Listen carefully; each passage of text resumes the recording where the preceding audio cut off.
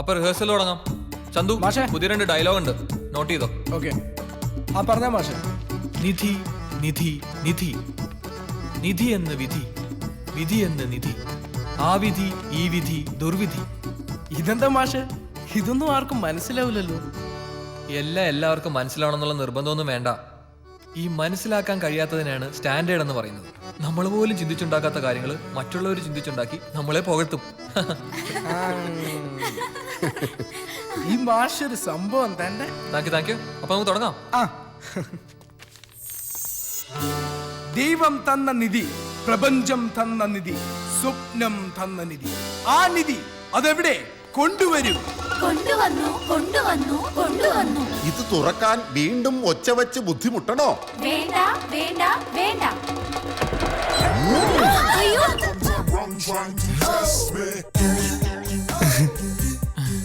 സാജനോ, എന്തു പറ്റിയടാ? നിങ്ങൾ പേടിക്കണ്ട, ഇതെന്റെ ഫ്രണ്ടാ സാജൻ. ഹലോ. ഇവൻ ആളൊരു ഗൗളിയാ, ഏത് മുടുക്കിലും കേറിയിരിക്കും. എന്നാലും ഇതിനകത്ത് ഇവൻ എങ്ങനെ കയറിയെന്ന് ഇവന്റെ അടുത്ത് രഹസ്യമായിട്ട് ചോദിച്ചിട്ട് പറയാം. നിങ്ങൾ പ്രാക്ടീസ് ചെയ്തോ, വാടാ.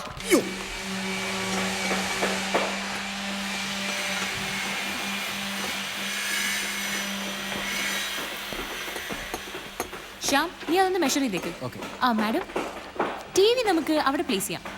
അമ്മേ, എന്റെ ബെഡ്റൂമിലും ടി വി വെക്കണം. നിക്ക് ഇതിന്റെ കാര്യത്തിലൊരു തീരുമാനാവട്ടെ. എനിക്ക് കിച്ചണിൽ നിന്നാലും ടി വി കാണണം, അത് പറ്റുമോ? സോറി മാഡം, കിച്ചണിൽ നിന്ന് ടി വി കാണരുത്.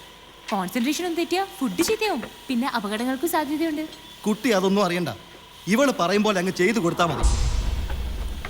അതാ ഞാനും വിചാരിച്ചേ, ഈ പെണ്ണിന്റെ ഇഷ്ടത്തിനാണോ നമ്മുടെ വീട്ടിൽ ടി വി കാണുന്നത്? ഇതാ ഈ വക ടീമുകളെ ഒന്നും അടുപ്പിക്കാത്തത്. താമസിക്കുന്നത് ഞങ്ങളാ, ഞങ്ങളുടെ സൗകര്യം നോക്കേണ്ടത്. Sorry sir, this is not my taste and I do not want to continue this deal. Sure. Yes madam. Pack it up.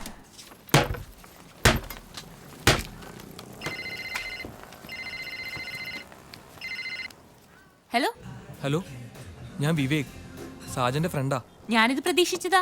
ഒരുത്തിന്റെ കയ്യിൽ നമ്പർ പോയാല് പിന്നെ അതങ്ങ് പടർന്ന് പോവല്ലോ. എന്താ ഇയാൾക്ക് ഇപ്പൊ വേണ്ടത്? അവളുടെ അമ്മൂമ്മടാ. ഹലോ ഹലോ പാറു, എടാ ഞാനാ സാജൻ. നിനക്ക് എന്തിനു കേടാ?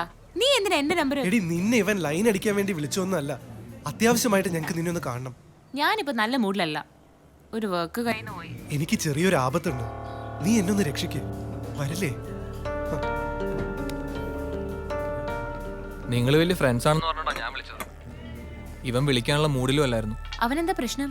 അവന് ഒന്ന് വരുമോ? ഞങ്ങൾ റോയൽ ഗാർഡൻസിലെ കോഫി ഷോപ്പിലുണ്ട്. ഒടുക്കത്തെ ജാടയാണല്ലോടാ. ഏയ്, അവളും എന്തോ കുഴപ്പത്തിലാ, അതാ വരും. അച്ഛൻ്റെ അടുത്തുനിന്ന് വഴക്കൂടി വീണ്ടും ഒരു 2 lakh അറേഞ്ച് ചെയ്ത ഒരു വർക്ക് എടുത്തത്. അത് കൈവിട്ട മൂഡിലാണ് ഞാൻ. ഓ, ഇതാണോ തൻ്റെ ഫ്രണ്ട്? സോറി. ഇനി വീട്ടിൽ ചെല്ലുമ്പോൾ അച്ഛൻ്റെ വക. കഴിഞ്ഞ ആഴ്ച ഒറ്റയടിക്ക് ഒരു 5 പോയത്. അതൊക്കെ പോട്ടെ, പറ, എന്താ നിന്റെ ജീവൻ പോണ പ്രശ്നം?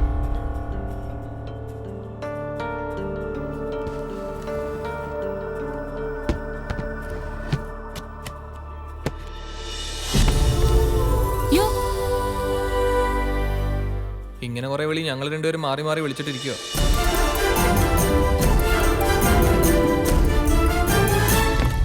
ഇതെങ്ങനെ കിട്ടി, എവിടുന്ന് കിട്ടിയെന്നൊക്കെ പറയാം. അതിനേക്കാൾ വലിയ വർഷം ഇത് എന്ത് ചെയ്യുന്ന. ഇത് എവിടുന്ന് കിട്ടിയതാണ് Saja? Excuse me sir, order please. ഒരു ക്യാപ്പുച്ചിനോ. Thank you sir.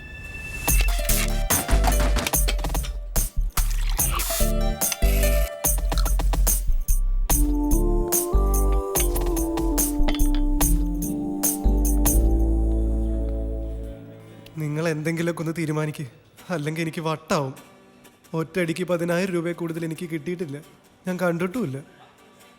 ഇത് തിരിച്ചു കൊടുക്കാന്നാ ഇവൻ പറയുന്നത്. എങ്ങനെ കൊടുക്കും? ആർക്ക് കൊടുക്കും? ഈ പണത്തിന്റെ ഒറിജിനൽ അവകാശിയല്ലല്ലോ അവൻ കണ്ടത്. പോലീസിൽ ഏൽപ്പിച്ചാലോ?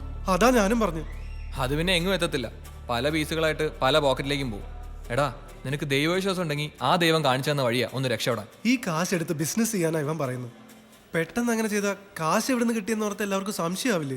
അതിനല്ലേ പണച്ചാക്കെന്ന് പറഞ്ഞ് ഈ പാർവതിയെ വിളിച്ചു വരുത്തിയത്. ഇവൻ പറഞ്ഞതാ പണച്ചാക്കെന്നൊക്കെ. പണം വല്ലതും കയ്യിലുണ്ടോ അതോ ചാക്ക് മാത്രമുള്ളോ? ഞാൻ അച്ഛനോടൊന്ന് ചോദിക്കട്ടെ. എന്ത് ചാക്കയുള്ളോന്നോ? ഇയാൾ ആദ്യം ഈ ചൊറിച്ചിലൊന്നും നിർത്ത്. ഡേ നിങ്ങൾ ഇത് പറയുമ്പോൾ ഞാൻ ആലോചിക്കായിരുന്നു, അച്ഛനോട് ഡിസ്കസ് ചെയ്താൽ ഒരു കറക്റ്റ് സൊല്യൂഷൻ കിട്ടും.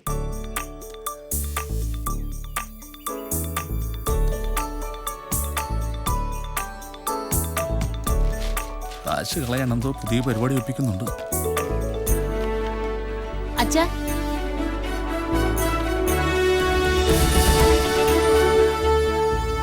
എങ്ങനെയുണ്ട് അച്ഛാ? Trimurthi associates, different name isn't it? 3 prisoners ഇട്ടാലും മതി, 3 ജയിൽ പുള്ളികൾ, 3 അകത്താകും. അല്ല പിന്നെ അവിടെ ഒരു അഹങ്കാരം കണ്ടില്ലേ? മുൻപിൻ പരിചയമില്ലാത്ത 2 ആമ്പിള്ളാരുടെ കൂടെ ബിസിനസ് ചെയ്യാൻ പോകുന്നു. പുന്നാര മമ്മി ആയിരിക്കും ഇതിനെല്ലാം സപ്പോർട്ട്. അയ്യോ, ഇതിനിടയിലേക്ക് എന്നെ വലിച്ചഴിക്കല്ലേ. അച്ഛാ, എന്നെ അണ്ടർ എസ്റ്റിമേറ്റ് ചെയ്യരുത്. പൈസ എല്ലാം അവര് മുടക്കും, ഞാനൊന്ന് നിന്ന് കൊടുത്താ മതി. അല്ലെങ്കിൽ ഒരു കാര്യം ചെയ്യാം, ഞാൻ സ്വന്തമായിട്ട് എന്തെങ്കിലും തുടങ്ങാം. അച്ഛൻ കാശ് തരുമോ? 2 മാസം കൊണ്ട് എന്റെ മോള് കത്തിച്ച് കളഞ്ഞ കാശ് എത്രയാ? നിക്ക്, ഇതേ ജോയിൻ ചെയ്യാൻ അച്ഛൻ സമ്മതിച്ചാ 6 മാസം കൊണ്ട് വാങ്ങിയതൊക്കെ ഞാൻ തിരിച്ചുതരാം. പ്ലീസ് അച്ഛാ, സമ്മതിക്കേ. ഇനി ഞാൻ എന്തെങ്കിലും ഒന്ന് പറഞ്ഞോട്ടെ? ആ പയ്യന്മാരെ കുറിച്ച് ഇവൾ എന്നോട് പറഞ്ഞതാ. കുഴപ്പക്കാരല്ലെന്ന് എനിക്ക് ഉറപ്പാ. നിന്റെ ബലത്തിൽ മിസ്റ്റർ ജി കെ, കൂടുതൽ വാചകം അടിക്കാതെ മര്യാദയ്ക്കൊന്ന് സമ്മതിക്കേ. GK നിലംപരിശായി. അവരെ വിളിച്ച് പറയട്ടെ.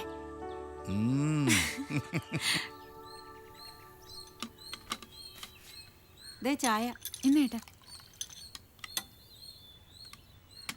നീ എന്താണ് അതിന്റെ നമ്പറൊക്കെ എടുത്ത് മാറ്റുന്നേ? അകത്താകും ചക്ക നമ്പറില്ലാതെ ഓടിയാല്. ഈ നമ്പറും കൊണ്ട് ഓടിയാലാണ് അകത്താവുന്നത്. ഇതിനി ആരാ ഓടിക്കാൻ പോകുന്ന അച്ഛാ? അതാ ഞാനും പറയുന്നത്, ആഗ്രഹ വിലക്കും വിറ്റുകളാ. അച്ഛനിത് വേണ്ടെങ്കിൽ വേണ്ട, പക്ഷേ എനിക്കിത് വേണം. എനിക്കിത് എൻ്റെ ഭാഗ്യമാണ്. ഇവന്റെ നമ്പറൊക്കെ മാറ്റി ഇവനൊരു കുസൃതി കുട്ടനാക്കി നമ്മുടെ ഓഫീസിന് മുമ്പ് കൊണ്ടിടും. ഇതിനി കാറല്ല, ഇതൊരു സ്മാരകമാണ്. നിങ്ങൾ പഴയതൊക്കെ മറന്നു, അവനൊന്നും മറന്നിട്ടില്ല. അവന്റെ ഇഷ്ടം പോലെ ചെയ്തോട്ടെ. അതാണ് കാര്യം. ഇവനും 10 മാസം കിടന്നത് ഈ വയറ്റിലല്ലേ, ആ ഗുണം കാണിക്കും. ക്ഷമിക്കൂ മകനെ. അച്ഛൻ ഉപേക്ഷിച്ച ഈ മകനെ എല്ലാരും കൂടി ഒന്ന് തള്ളി അനക്കി. ആ, തള്ളു ടീം വന്നു.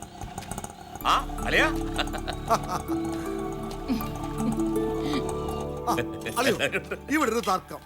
ഈ കാർ വിൽക്കണമെന്ന് ഞാൻ, അതുകൊണ്ട് സ്മാരകം പണിയാൻ പോവാന്ന് അളിയന്റെ പെങ്ങളും എന്റെ മോനും. അളിയൻ എന്ത് പറയുന്നു? അതിലും വലിയ തർക്കാണ് അളിയ ഇവിടെ. അതെന്താ? ഷാജന്റെയും നളിനിയുടെയും കല്യാണം ഗുരുവായൂർ വെച്ച് നടത്തണം എന്ന് പറഞ്ഞിട്ട് ഇവള് അത് പറ്റില്ല, തിരുപ്പതി വെച്ച് തന്നെ വേണമെന്ന് ഞാനും. ശ്മശാനത്തിൽ വെച്ച് മതിയെന്ന് ഞാൻ. അളിയ ആദ്യം ഈ കല്യാണ തർക്കം ഒന്ന് പരിഹരിക്കേ. വണ്ടി തർക്കം വെറും സില്ലി മാറ്റർ, അത് പിന്നീട്. എന്നാൽ അതിനും വലിയ മാറ്റർ അളിയനോട് എനിക്ക് പറയാനുണ്ട്. എന്താ?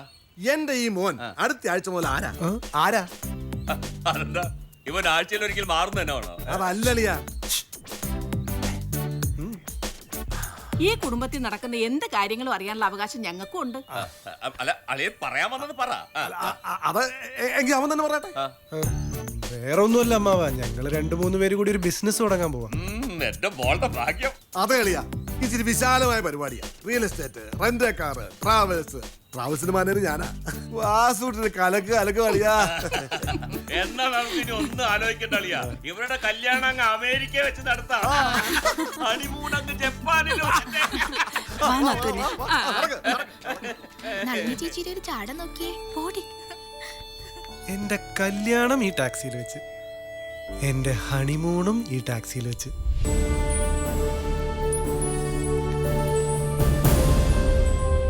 നാളെ വന്ന് കാണാം. ഇന്ന് അല്പം തിരക്കില്ല. 2.5 ഏക്കർ എന്നല്ലേ പറഞ്ഞത്? പാടം നികത്തിയൊന്നുമല്ലല്ലോ? അല്ലല്ലേ? ശരി, ഓക്കെ, നാളെ കാണാം. ഓക്കെ, ശരി, ഓക്കെ. എന്താടാ? നീ ഒന്ന് അങ്ങോട്ട് വന്നേ പറ്റൂ. നിന്റെ തന്തയുടെ കാര്യം വലിയ കുഴപ്പമാ. അച്ഛനെ എങ്ങനെയെങ്കിലും അവിടെ നിന്ന് മാറ്റ്. അങ്ങനെയാണെങ്കിൽ ഞാൻ വരാം. എടാ, അതിന് പറ്റണ്ടേ? നമ്മളൊന്ന് ഇന്റർവ്യൂ ചെയ്താൽ ശരിയാവില്ലെന്നാ പറയുന്നത്. ചോദ്യങ്ങളൊക്കെ അങ്കിള് തന്നെയാ ചോദിക്കുന്നത്, അതും ഇംഗ്ലീഷിൽ. എന്റെ ദൈവമേ, കൊളമാക്കുമല്ലോ. കൊളമായി. ഒരു വൃത്തികെട്ട വിഗ് കൊടുത്ത് തലേ വെച്ചിട്ടുണ്ട്. ആ, എങ്കിൽ ഞാൻ അങ്ങോട്ട് തീരെ ഇല്ല. നീ തന്നെ അങ്ങ് മാനേജ് ചെയ്യ്, അല്ലെങ്കിൽ പിരിച്ചുവിട്. എടാ, പാർവതിയും പറഞ്ഞു. ഹലോ.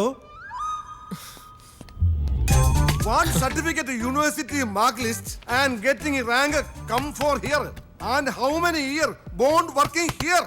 പേടൻ പാടായിരിക്കും കുഞ്ഞെ. വെറുതെ കാണാതെ പഠിച്ച് പരീക്ഷ എഴുതിട്ട് ഒരു കാര്യമില്ല. എങ്ങനെയുണ്ട് അങ്കിളെ? ചോദ്യങ്ങൾ ഞങ്ങൾ ചോദിക്കാം. ആദ്യം ഈ ഫയൽ എന്റെ ചോദ്യത്തിന് ഉത്തരം പറയട്ടെ. ഫയലെവിടെ? ഫയൽ താടേ. സർ, ഇയാൾക്ക് ഭ്രാന്താണ്. എന്തൊക്കെ സ്റ്റുപ്പിഡ് ക്വസ്റ്റ്യൻസ് ആണ് ഇയാൾ ചോദിക്കുന്നത്? എന്റെ സർട്ടിഫിക്കറ്റ് ഇതാ, എനിക്കിവിടെ ജോലി തന്നാലും വേണ്ട. അവൻ പോട്ടെ. Next. അങ്കിൾ, അടുത്തതൊരു ജാനകിയാ, അച്ഛന്റെ റെക്കമെൻഡേഷനാ. ആ കുട്ടിയോട് ഞങ്ങൾ സംസാരിച്ചോളാം. ആയിക്കോ. ആംബുലൻസിലെ സ്റ്റാൻഡേർഡ് സാധനങ്ങൾ വരുമ്പോ ഇങ്ങോട്ട് ഏൽപ്പിച്ചാൽ മതി.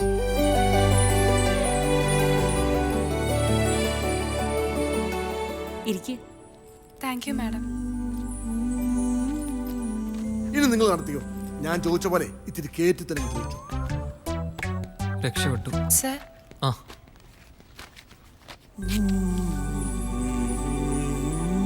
ഡിഗ്രിക്ക് 85% ഉണ്ടായിരുന്നല്ലേ? നൈസ്. Thank you madam. ശരി, ഞാൻ വിളിക്കാം. സാജ, ഇന്റർവ്യൂവിന് വന്നൊരു പെണ്ണ് തലയുറ്റി വീണു. നീ ഒന്ന് വന്നേ. ഒന്ന് വിളിച്ചു നോക്കിയേ. ജാനകി, ജാനകി, ജാനകി. എന്ത് പറ്റിയടേ? തല ചുറ്റി വീണതാ. ഗർഭിണിയായിരിക്കും. കുട്ടി സിംഗിളാ. സിംഗിൾ ആണോ ഡബിൾ ആണോ എന്നൊക്കെ സ്കാൻ ചെയ്തല്ലേ പറയാൻ പറ്റൂ. ശരി ശരി, പോയേക്കാം. ഒന്ന് നോക്കിക്കോണേ.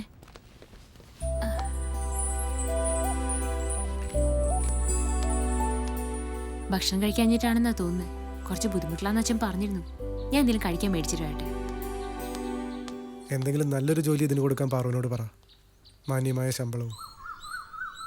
ഒരവസരം വന്നപ്പോ എൻ്റെ ബാലകൃഷ്ണന്റെ കുഞ്ഞിനെ കൈവിട്ടില്ലല്ലോ എന്നതിൽ നന്ദിയുണ്ട്. ഒത്തിരി മനസമാധാനം തോന്നുക. ഓഫീസിൽ JK ബാലകൃഷ്ണനും രണ്ടല്ലായിരുന്നു, ഒന്നാ. എപ്പോഴും അങ്ങനായിരുന്നു. പക്ഷെ എന്നെ കളഞ്ഞിട്ട് അവനങ്ങ് പോയി. ബാലകൃഷ്ണന്റെ മോള് എനിക്ക് മോള് തന്നെ. ജാനകിയുടെ അച്ഛനെ പലപ്പോഴും സാമ്പത്തികമായി സഹായിക്കാൻ JK നോക്കിയതാ. ഒന്നിനും വഴങ്ങിയില്ല. ഇനിയെങ്കിലും ഈ ദുരഭിമാനം കളയണം. നമ്മൾ അതുകൊണ്ട് ഒന്നും നേടില്ല. പാരമ്പര്യമായിട്ട് കിട്ടിയ ഒരു നല്ല ചീത്ത സ്വഭാവ. സരസ്വതിയെ എന്താ നോക്കി നിൽക്കണേ? ചായ എടുക്ക.